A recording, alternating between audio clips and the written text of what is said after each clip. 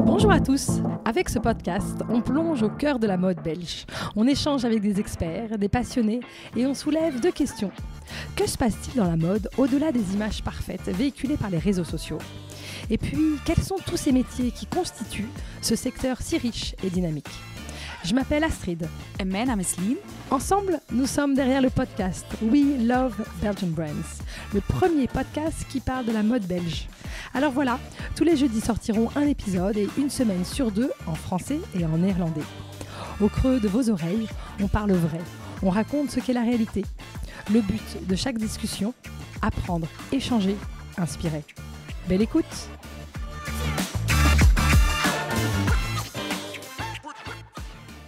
Ce soir, je suis à Bruxelles, à la rencontre d'Alessandra Desrois, de la marque Horta. Elle y travaille en tant que responsable image et assistante DA, direction artistique, aux côtés de la pétillante fondatrice Marion Schotteten. Horta, c'est une DNVB, Digital Native Vertical Brand, de prêt-à-porter féminin, et une vraie success story depuis ses débuts. L'un de ses secrets, à mon avis, c'est une cohérence dans l'image. Chaque mois, pour chaque collection et sur chaque canot. Alors, comment font-elles ? Quels sont les détails qui n'en sont pas ? Les lignes directrices suivies. Pour répondre à ces questions, je suis ravie d'avoir Alessandra à mon micro. Alessandra, bonjour. Bonjour Astrid.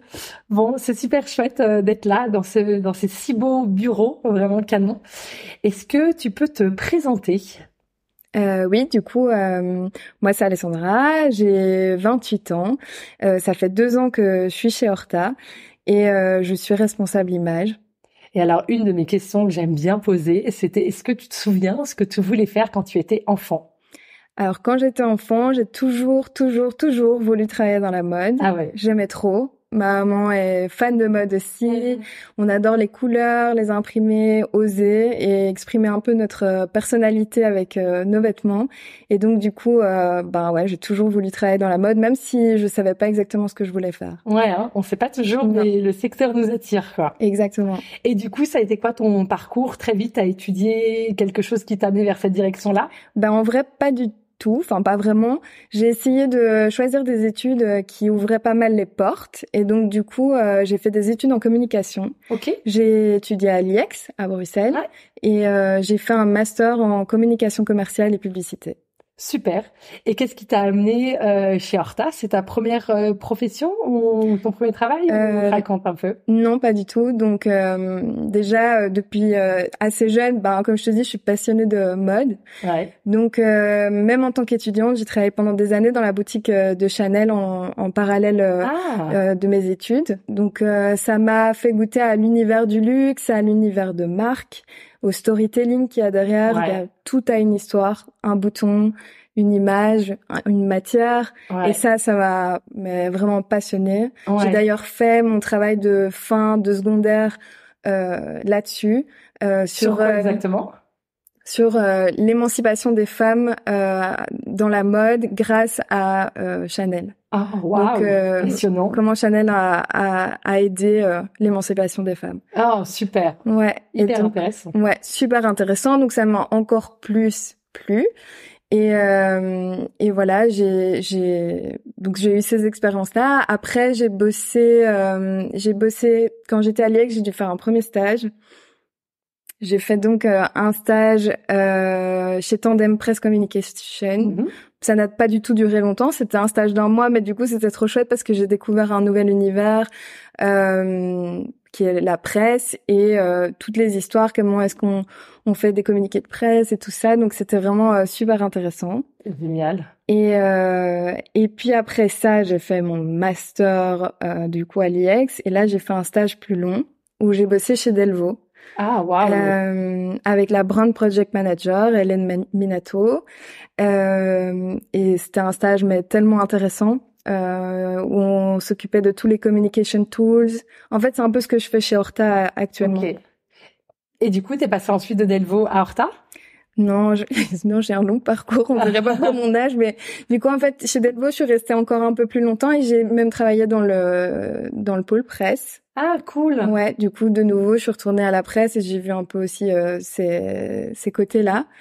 Et après ça, je voulais voyager. Donc, je suis partie pendant presque 6 mois en solo avec mon backpack Génial. en Asie. J'ai fait un tour là-bas. J'ai fait une formation pour devenir prof de yoga. Ah, bah super. Ouais. Et puis je suis revenue et là ça a été un peu plus galère pour trouver quelque chose dans la mode parce que c'est quand même un domaine où c'est pas toujours facile de trouver ce qui nous convient et même les places sont quand même assez limitées. Ouais. Donc j'ai eu un peu une interruption au niveau mode, j'ai travaillé dans d'autres domaines. Notamment à la Folie Douce de Val d'Isère. Donc ah, drôle. Ouais. J'étais community manager là-bas. Et puis après, j'ai fini par arriver chez Horta. Et alors, est-ce que tu peux nous raconter un peu, c'est quoi Horta? Qu'est-ce que c'est que cette marque? Alors, Horta, ben, déjà, son nom veut déjà tout dire parce qu'on y retrouve ses valeurs. Objectif responsable, tendance et abordable. Donc, c'est assez simple pour l'expliquer. Ouais. C'est une marque de prêt-à-porter pour femmes et au quotidien, on travaille pour essayer d'améliorer la mode pour les femmes en termes d'éco-responsabilité. Ouais. On essaye de faire mieux, en fait, au quotidien. Ouais, c'est super. Et qu'est-ce que c'est, toi, ton métier exactement pour cette enseigne? Du coup, je suis responsable image et je travaille au quotidien avec tous les pôles pour refléter l'image d'Horta au niveau 360 dans notre communication, dans nos pop-up stores, dans notre boutique. Voilà. Et c'est ça les pôles dont tu parles? Ouais, c'est ça les pôles. Donc tu coordonnes le pôle retail, donc qui va être en charge des magasins, la communication. Alors je coordonne pas, mais on va dire que vu que chaque mois on sort une nouvelle collection chez Horta et qu'on crée une identité chaque mois, du coup pour cette collection, pour la mettre en avant, eh bien mon travail c'est de voir comment est-ce que ça peut se retranscrire sur tous nos canaux. Et alors comment vous faites? Ben du coup c'est beaucoup de travail d'équipe. Ouais. On travaille tout en main dans la main, c'est beaucoup de réunions, de brainstorm tous ensemble pour essayer de que tout le monde soit sur la même longueur d'onde, que tout le monde comprenne vers quoi on veut tendre et que ça puisse se retranscrire au quotidien chez Horta. Et parce que tu vois, moi j'ai déjà eu des expériences professionnelles où justement on faisait des réunions avec le studio, avec la fondatrice d'une marque, avec un photographe, et on était tous d'accord sur les mots clés, on était tous d'accord sur le message que venait transmettre la collection, mais au final le résultat vidéo, photo, look aussi n'était pas du tout ce qu'on voulait, quoi. Et en fait aucune de nous n'était satisfaite d'ailleurs, donc c'était hyper frustrant. Et donc et voilà, et ça avait coûté de l'argent, beaucoup de temps. Donc comment vous faites vous? Parce que justement moi je vous observe depuis longtemps et justement c'est très clair, il y a vraiment un fil rouge très clair chez Horta. Alors même que vous avez des collections tous les mois, donc tous les mois quelque part, vous pourriez perdre le fil. Maintenant, je pense aussi que d'en faire tous les mois, ça aussi aide à ancrer un message et à vraiment asseoir une identité. C'est quoi exactement l'identité d'Horta et comment vous faites? Du coup, je reviens au début de ce que tu disais et je pense que ce qui est important, c'est justement la communication entre nous. Mais alors, la communication, elle a différents aspects. C'est aussi de la communication visuelle parce que parfois un mot n'a pas la même signification pour quelqu'un d'autre. Donc du coup, on a un peu tous nos réalités. Donc il faut, enfin moi en tout cas, ce que je conseillerais, c'est plutôt de parler de manière visuelle. Donc créer des mood boards, montrer le plus d'images possible. En fait, on arrive à chaque fois hyper préparé en shooting. Et c'est ce que vous faites en réunion en fait. Vous exprimez vos idées visuellement avec des mood boards. Ouais. Donc du coup, c'est moi qui travaille en amont là-dessus sur le mood général. Après, on regarde avec Marion ce qu'elle en pense, si ça la satisfait, si elle aime beaucoup ou pas, qu'est-ce qu'on peut revoir. Et ensuite, après, j'ai vraiment un travail. Là, excuse-moi de t'interrompre, mais qu'est-ce que là, elle pourrait aimer ou pas aimer? Ce serait quoi? Des visuels, des looks? Ouais, peut-être plutôt pas aimer, plutôt le mood général. Donc, c'est dire, pour cette collection-ci, je pense que ça serait bien dans un lieu chaud, avec des couleurs chaudes, une lumière plus jaune, ce genre de choses, en fait. On va prendre ces choix-là. Moi, je vais lui pitcher les idées par rapport à la collection et ce qui me semble le plus adéquat pour la collection en tant que telle. Tu peux donner des exemples de précédents shootings qui ont eu lieu où il y avait une ligne directrice très claire? Par exemple, qu'est-ce que je pourrais dire? Par exemple, on a sorti une collection l'année passée qui était une collection avec beaucoup de tons bleus, de jolis imprimés qui font vraiment penser à la mer. Il y avait même un pull avec marqué bord de mer dessus. Et du coup, on a shooté du côté de Cassis et du coup là, c'était retranscrit vraiment ce mood marin, bord de mer, farniente, mais plutôt côté français et genre la mer, tout ce que ça nous fait penser en fait, la plage, les vacances. Ouais, c'est chouette. Ouais, du coup c'est super passionnant à faire tous les mois parce qu'il y a toujours des choses différentes à faire, il faut se renouveler, il y a plein de nouvelles choses à acquérir aussi, donc Et alors, comment faire justement entre se renouveler et pas parler de la mer, par exemple, tout l'été? Ouais, c'est ça. Et en même temps, ne pas sauter du coq à l'âne, en fait. Comment garder ce fil conducteur? Du coup, je pense que là, c'est aussi un travail super précis du stylisme qui arrive à créer ces pièces aussi en fonction du timing dans l'année. Et donc, du coup, j'arrive à me calquer aussi par rapport à ça. Oui, on va avoir de l'été, mais alors, la collection de mai va encore rassembler des jeans ou encore un peu des sweats, ce genre de choses. Puis plus on va avancer, plus ça va se concentrer sur, là c'est vraiment la collection plage, là c'est une collection plutôt rentrée et tout ça. Et donc en fait ça se fait un peu de manière linéaire en timeline, quoi. Ouais, avec les saisonnalités voilà, et la réalité. Exactement. Et du coup, vous, votre objectif quand vous lancez une capsule juin, c'est qu'elle soit vendue en juin en fait, c'est ça? Ouais, c'est ça. Après, c'est sur le long terme, mais vu qu'on produit de manière responsable et qu'on produit pas en surquantité parce que c'est pas le but de rester avec du stock parce que c'est pas bon. Et donc du coup le but est que ça s'écoule en majorité sur le mois même, mais après pendant les mois d'été aussi forcément que ça continue de s'écouler. Ouais. C'est super super intéressant. Et du coup, comment tu trouves des nouvelles idées? Donc, à partir du produit, ça, je comprends aussi que tu travailles donc à partir du studio et des pièces qui sont réalisées. Mais du coup, comment toi, tu trouves des nouvelles idées d'inspiration? Je sais pas si on peut le formuler comme ça, mais je consomme beaucoup d'images. Donc, ça veut dire par les magazines, les sites internet, Pinterest, à mort, Instagram, les réseaux sociaux de manière générale et les autres marques aussi, que ce soit dans le luxe ou dans Bien sûr. ou de notre plutôt premium ou autre, on s'inspire un peu de partout en fait. Super. Et c'est quoi l'ADN d'Horta? Donc en plus des mots et des mots clés et de la valeur de responsabilité dont tu as parlé, c'est quoi pour toi la femme Horta? Alors la femme Horta, c'est une femme qui est féminine et qui fait attention à ce qu'elle consomme au quotidien. Ouais. Et du coup, c'est vraiment à cette cliente-là finale que vous parlez, quoi. Ouais, c'est ça. Ouais. On essaye d'avoir une approche dans notre communication, un tone of voice qui est plutôt enjoué, parce qu'en fait on veut pas du tout se positionner comme moralisateur parce qu'on fait attention à nos productions et tout ça, c'est pas du tout le but est juste d'essayer qu'on en discute tous ensemble. On est super proche de notre communauté sur les réseaux sociaux. Vous les tutoyez? On les tutoie pas, on les voit parce que quand même, mais on est super super proche d'eux, quoi, parce que même ils nous voient tout le temps sur les stories et tout ça, on communique avec eux tout le temps et du coup encore par exemple, on a le pop-up à Knock là actuellement. J'y étais pour un event pour notre collab avec Florence Gaines qui est une artiste belge et du coup, pour cet event, il y avait forcément nos meilleures clientes qui étaient là et elles nous appellent par nos prénoms, quoi. Donc, elles nous connaissent. Elles nous connaissent vraiment. Ça, c'est vraiment le pouvoir aussi des réseaux sociaux, je trouve. Montrer son quotidien, ça crée une proximité et beaucoup de simplicité et d'authenticité, en fait. Ouais, c'est super important, je pense, à l'heure actuelle, les réseaux sociaux et être proche et montrer que on montre ce qui se passe derrière les rideaux, quoi. C'est pas juste on vous donne des produits à consommer, c'est genre tout ce qui se passe autour est super intéressant et je pense que ça intéresse la cliente de pouvoir avoir l'impression aussi de faire partie intégrante de cette équipe. Donc toi, justement, cette cohérence d'image, si je comprends bien, t'essayes de la maintenir avec l'identité visuelle, avec le tone of voice, t'avais dit.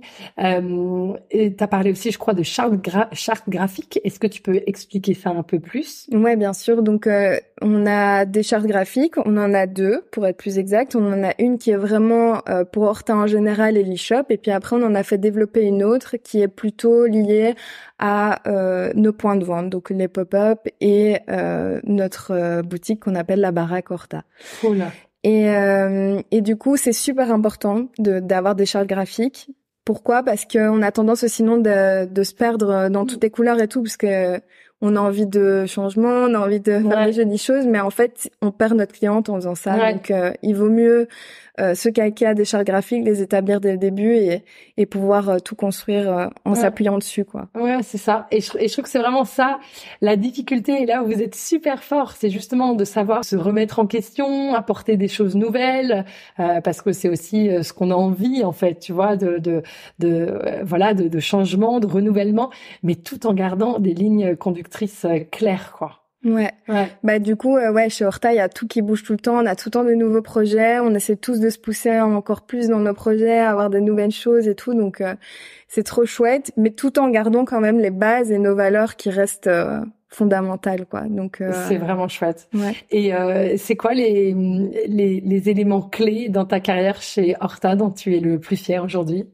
Qu'est-ce que je pense que franchement à l'heure actuelle, une des plus belles réussites que j'ai eues chez Horta, c'est l'ouverture de la baraque. Ouais, bien sûr. Parce que c'était un sacré projet, quoi. On a décidé, enfin la direction a décidé en août-septembre on allait ouvrir notre boutique. Il a fallu entre-temps chercher l'endroit, etc., tout refaire dedans, mais qui corresponde avec notre ADN forcément. Ouais. Que ça se retranscrive de notre site à la boutique. Ouais. On a les arcs de cercle, tout est dans les arrondis et tout ça c'est retranscrit dans la boutique elle-même. Il y a une cohérence entre le webshop qui a toujours été votre activité principale, en fait, votre première source de revenus, hein, et de vente, et de garder cette ligne conductrice et visuellement dans l'espace physique de la boutique. C'est ça exactement. Donc c'était super important pour nous. Donc il y avait tout cet aspect-là, puis il y avait tout l'aspect com où on a mis toute une stratégie en place pour teaser nos clientes, et puis aussi le fait qu'on a appelé la boutique la baraque. En fait, du coup on a fait venir une friterie, on est venu inviter des gens avec des cornets de frites et tout. Enfin, c'était toute une communication qu'on a essayé de penser de manière 360 de nouveau et qui nous ressemble. Ouais. Donc on se prend pas trop au sérieux, on rigole, tout en faisant quand même des belles choses au final. Ouais. Et donc du coup c'était un super projet. Et encore une fois, avec beaucoup de cohérence. Ouais, honnêtement. On a essayé en tout cas. Ouais. C'est super chouette. Et ça, c'était quand, ce lancement de la baraque? Du coup, elle a ouvert en décembre 2022. Ah oui, c'est ça, en décembre 2022. Ouais. Voilà, incroyable. Ouais. Est-ce que tu aurais des conseils, toi, à partager à des créateurs, des gens qui lancent leur marque, sur justement comment maintenir cette cohérence visuelle, cette cohérence d'image? Bah du coup, je pense que c'est de tout de suite mettre en place des chartes graphiques. Ouais. Alors c'est des choix qui paraissent super difficiles, je pense, parce que il faut se dire oui, je vais choisir tel typo, telle couleur et tout, mais en fait, il y a tellement de possibilités, donc c'est difficile de se calquer, et puis ça peut paraître aussi un peu. Il faut essayer de trouver des choses intemporelles et ça c'est pas facile non plus. Donc mais je pense que c'est vraiment une chose de base à mettre en place parce qu'à partir de là, c'est là que les gens peuvent nous reconnaître et c'est là que la notoriété peut vraiment prendre. Ouais. Et charte graphique, tu peux être plus précise, tu veux dire logo, police de caractères, couleur précise, c'est ça que tu veux définir. Exactement. Exactement. Ouais. Peut-être des mots qui reviennent aussi, des mots de l'ADN, de la marque, qui reviennent et qu'on sait que c'est les mots-clés qui vont parler toujours aux clients, aux clientes. Ouais. Oui, c'est ça, hein, d'être reconnaissable comme on a le orange d'Hermès. Voilà, exactement. Exactement. Je trouve la manière où est écrit, avec la police avec laquelle on vous avez écrit Horta est aussi vraiment très reconnaissable. Ouais, tout à fait. Et ça, tout ça, vous l'avez fait en interne? Alors au départ, il y a des choses qui ont été faites par des freelances et puis là maintenant on travaille en interne, Ouais, c'est super. Je pense que c'est important d'ailleurs pour garder cette cohérence. Bah oui, il y a tellement et puis on a tellement de communication tools qui sortent tous les jours au final qu'il faut qu'il y ait quelqu'un en interne pour les faire parce que c'est Et ça c'est ton travail de développer ces communication tools, ces outils de communication. C'est ça. Que tout ait une cohérence en fait. Est-ce que tu peux nous parler, c'est quoi ces outils de communication? Ouais, bien sûr. Donc ça va de l'étiquette sur le vêtement au conseil d'entretien, à expliquer quel est le projet actuellement, par exemple en boutique, donc et l'écrire sur une petite affichette ou d'une autre manière. Comment est-ce qu'on va le retranscrire en boutique? Donc oui, ça passe par tous ces points-là. Super. Très, très intéressant. On parle ici de mode belge. Qu'est-ce que ça veut dire pour toi, la mode belge? Est-ce que tu as eu des mots-clés pour toi, pour définir la mode belge? Ben, la mode belge, pour moi, c'est quelque chose, enfin, on est super réputé au niveau international. Absolument. Et franchement, c'est une super grande fierté d'être belge et d'être dans la mode. Et du coup, des mots-clés, je dirais qu'on a quand même ce côté, de nouveau, on se prend pas trop au sérieux en Belgique. On sait un peu rigoler de tout. Il y a le surréalisme, on est connu pour ça aussi. Ouais. Et du coup, je trouve que c'est ce qui nous représente le mieux. C'est vrai, et vous l'incarnez bien avec Barack pour Ouais, bah c'était tout à fait le but en fait. Ouais, tout à fait. Et offrir des frites, c'est quand même super rigolo pour une ouverture de boutique. Ouais. Chouette. Et donc du coup, Horta, c'est une marque belge pour plusieurs raisons. Tu viens de parler du surréalisme. Est-ce qu'il y a d'autres idées qui te viennent aussi pour parler d'Horta comme marque belge? Horta, qui est une marque belge, bah, je vais revenir sur le fait de nouveau du nom de la baraque, de la boutique. Ouais. En fait, ça a été un pitch à toute l'équipe, parce qu'il y a des gens qui étaient pas trop sûrs du nom, d'autres qui étaient super convaincus. Et en fait, c'était vraiment, on s'est tous mis d'accord parce qu'on s'est dit, ça représente tellement Horta. On fait des projets tous les jours de dingue, on essaye de faire au mieux tous les jours et en s'inscrivant dans des mouvements sociaux comme Octobre Rose, mais aussi les droits de la femme. Enfin, il y a plein de choses dans lesquelles on essaye de faire bouger les choses et mais tout en ayant un discours super proche de nos clientes et hyper amical, enfin hyper friendly et du coup c'était aussi retranscrire ça dans le nom de notre première boutique, quoi, la baraque. Réussi. Et en effet, je retiens vraiment ce côté pas se prendre au sérieux. Ouais, tout à fait. Parce qu'on veut pas un discours moralisateur, en fait. On peut tout de suite dire, mais les matières sont pas bien, les tissus sont pas certifiés, on produit pas bien, on consomme pas bien. Et ça peut tout de suite venir un peu terne comme communication et moralisateur. Et nous, c'est pas du tout notre but de faire ça. C'est juste de dire, tout le monde s'y connaît pas parce qu'on travaille pas tous dans la mode. Donc, et puis même, il y a certaines personnes qui travaillent dans la mode et qui s'y connaissent pas spécialement dans ces aspects-là. Et nous, on veut tous ensemble apprendre et essayer de faire mieux, quoi. C'est super, super inspirant. Est-ce que tu peux nous dire justement, c'est quoi les petites choses que vous faites mieux? C'est quoi vos engagements en termes d'écologie responsable? Ouais, du coup, on a des ateliers avec qui on travaille depuis nos débuts. Donc, Horta va fêter ses 6 ans. Waouh. Ouais. Et du coup, on travaille avec les mêmes ateliers. Donc, c'est des ateliers à taille humaine qui se trouvent en France et au Portugal majoritairement. Parfois, on fait appel à des ateliers en Italie ou en Espagne parce que le savoir-faire le demande. Mais majoritairement, c'est en France et au Portugal. On utilise en majorité des tissus qui sont certifiés. Ouais. On fait attention, mais aussi dans notre logistique, la manière dont c'est emballé. On fait hyper attention à l'emballage. On va jamais mettre trop d'emballage. Donc en fait, ça se retranscrit vraiment dans toutes nos décisions au quotidien.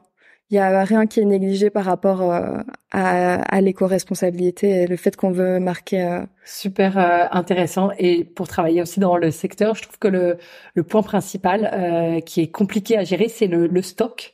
Comment vous faites? Vous essayez de limiter? Comment vous gérez ça? Ouais, tout à fait. Donc on essaye de limiter nos quantités pour en fait juste répondre à la demande. On essaye de ne pas rester avec de stock au maximum. Vous faites des précommandes? On fait des précommandes quand ça s'y prête, quand on est un peu moins sûr d'un produit ou que la production prend un peu plus de temps ou autre, ou alors même on veut demander aux clientes quel est leur avis sur la pièce. Ouais. En fait, on lance des précommandes. Donc, la possibilité de s'inscrire pour avoir... Donc, vous shootez des pièces, vous présentez déjà les pièces réalisées et vous demandez qui serait potentiellement intéressé.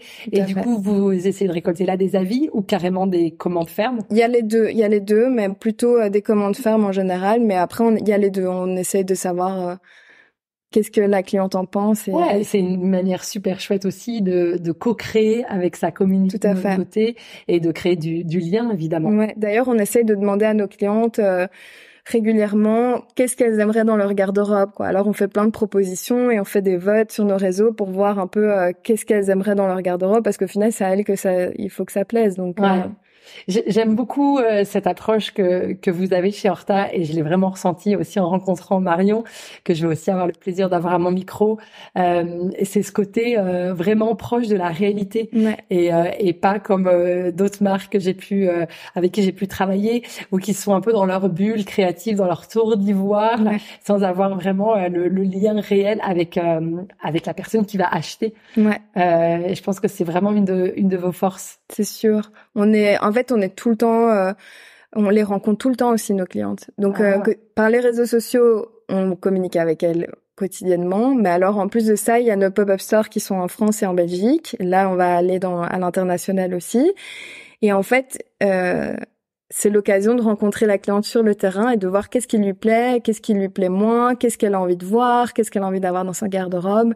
Et souvent, les équipes du pop-up, du coup, font des feedbacks au stylisme pour qu'ils prennent ça en compte dans leur future collection, quoi. Ouais, on sent que la communication, elle est fluide, en fait, entre les départements, parce que je pense que dans d'autres marques aussi, il y a des feedbacks qui sont donnés, mais parfois les retours sont pas réels, quoi. Mais c'est super intéressant. Pop-up en France, tu viens de dire, où ça? Ouais, on a fait déjà beaucoup. On a été à Paris, Lyon, Bordeaux, Lille. Super. Du coup, ça fait des années qu'on en fait. Et ça permet en effet de rencontrer sa cliente. Oui, tout à fait. Super. Est-ce que tu penses encore à un autre conseil que tu pourrais donner à des créateurs ou des gens qui lancent leur marque sur cette idée de comment garder une cohérence dans son image? Je pense communiquer. Je pense que c'est super important de communiquer au sein même de son équipe, ou si pas il y a pas d'équipe, même avec les personnes qu'on veut viser, en fait. Vous travaillez par exemple toujours avec le même photographe tous les mois, ou... Alors on travaille majoritairement avec la même photographe, Ouais. Et ça aide aussi, tu vois, de garder le même. Tout à fait. En fait, elle sait exactement ce qui nous plaît, ce qu'on aime un peu moins, et puis après on communique, comme je disais, avec des moodboards. Et pour chaque pièce, en fait, j'arrive en shooting, j'ai un moodboard pour chaque pièce qu'on va shooter. Pour chaque pièce. Waouh. Pour être sûr qu'on a tout le matériel qu'il nous faut, puisqu'on a autant besoin du matériel qui va passer en e-shop, et donc du coup on voit hyper bien le vêtement plus en détail, de dos, la longueur, etc. Et puis après des photos un peu plus mood qui vont elles plutôt être utilisées pour la presse, pour communiquer, donner plus envie, du coup être plus image entre guillemets. C'est toi qui fais le choix des mannequins aussi? Ouais.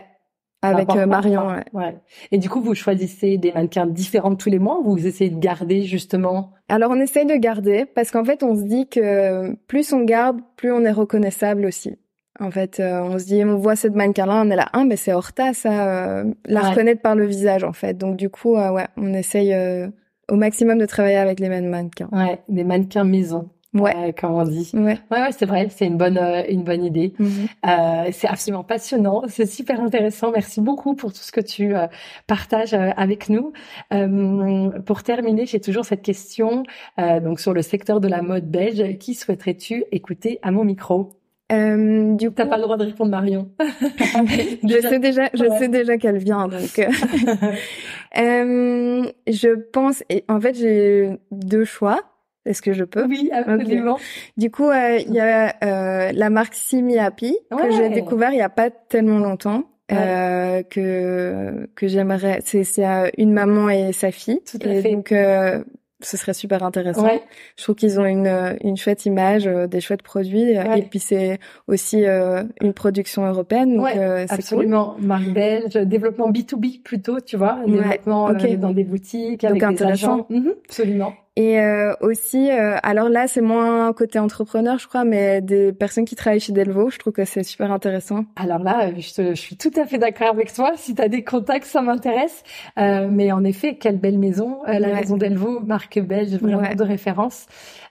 Et tu penses à quel métier? Franchement, je pense que tous les métiers sont un peu intéressants, donc il n'y a pas vraiment de choix à faire, donc super. Franchement.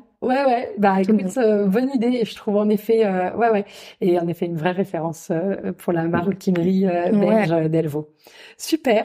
Est-ce que tu veux partager encore quelque chose à ce micro? je pense avoir oublié juste un petit projet qui est en fait un énorme projet qui s'appelle Horta la suite et sur lequel on a travaillé. C'est une viscose 100% européenne qu'on a développée et je l'ai pas cité, mais ça c'est une sacrée fierté aussi parce qu'on a travaillé pendant des mois là-dessus. C'est Gauthier, le mari de Marion, qui a trouvé l'idée, reconstruit la chaîne qui n'existait plus, la chaîne de production, et on a refait toute cette chaîne de production en vidéo que vous pouvez retrouver sur le site, et ça a été un super beau projet. C'est super cool que tu partages cette information.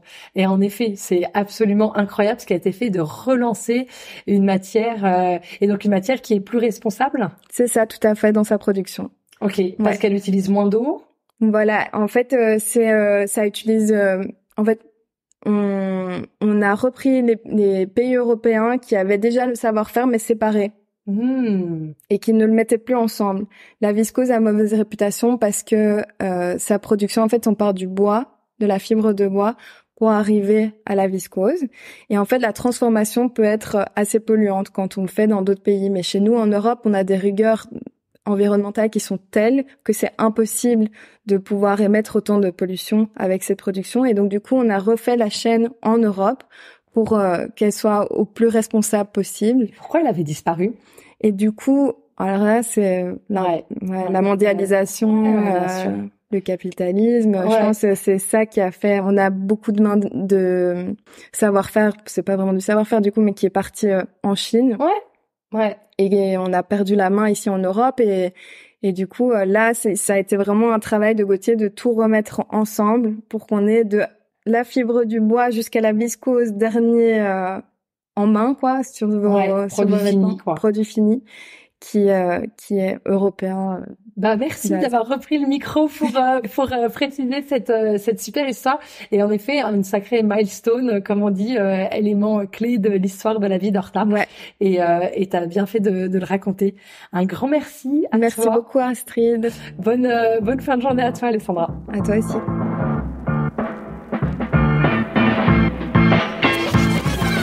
Merci beaucoup d'avoir écouté cet épisode jusqu'au bout. J'espère qu'il vous a plu. Et si c'est le cas, je vous invite à le partager et à le noter de 5 étoiles. Ensemble, diffusons les histoires inspirantes et les conseils précieux des entrepreneurs qui constituent la mode belge. Et si vous voulez en savoir plus, rejoignez-nous sur Instagram, WeLoveBelgianBrands_podcast, et aussi sur LinkedIn, sous les pages astrid.lefebvre et Lindegram.